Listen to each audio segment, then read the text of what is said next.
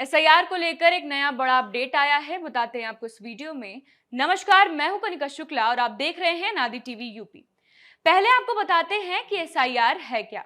SIR यानी कि special intensive revision एक प्रक्रिया है जिसके तहत नई मतदाता सूची तैयार करने के लिए घर घर जाकर गणना की जाती है। इस प्रक्रिया में मौजूद मतदाता सूचियों से परामर्श किए बिना गणनाकर्ता प्रत्येक घर जाकर योग्य मतदाताओं की सूची एक निश्चित तिथि के अनुसार बनाते हैं। चुनाव आयोग तब इस कदम का निर्णय लेता है जब मौजूदा मतदाता सूचियों में पूरी तरह बदलने की आवश्यकता हो या फिर वो त्रुटिपूर्ण पाई गई हो। यह आमतौर पर महत्वपूर्ण चुनाव से पहले या निर्वाचन क्षेत्र के परिसीमन के बाद किया जाता है।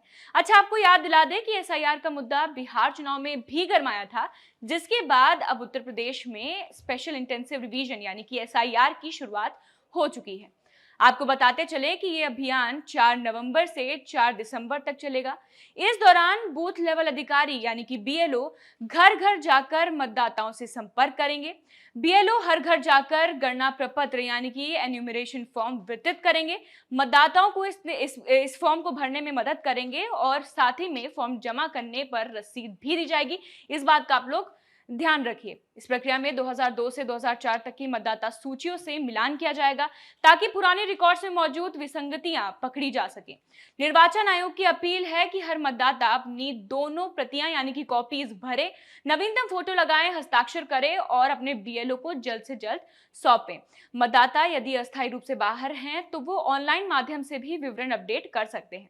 आयोग ने यह भी स्पष्ट किया है कि किसी मतदाता केंद्र पर 1200 से अधिक मतदाता नहीं होने चाहिए।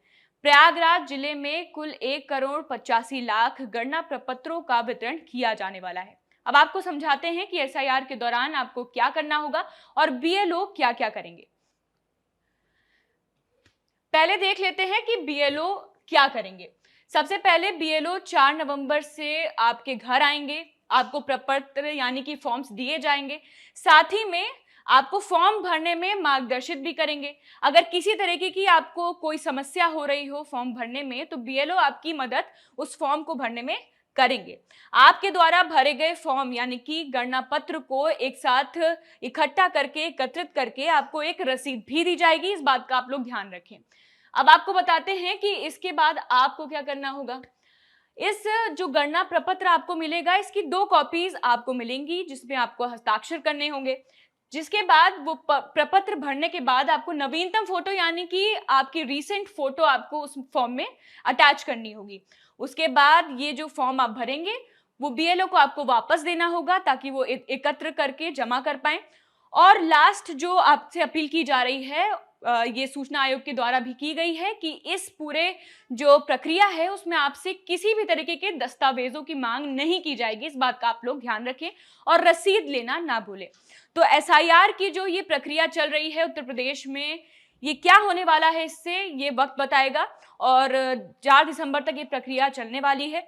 गवर्नमेंट के साथ अपना जो कोऑर्डिनेशन है वो बनाए रखें और साथ में ऐसी अपडेट्स के लिए बने रहिए नादी टीवी यूपी के साथ। धन्यवाद।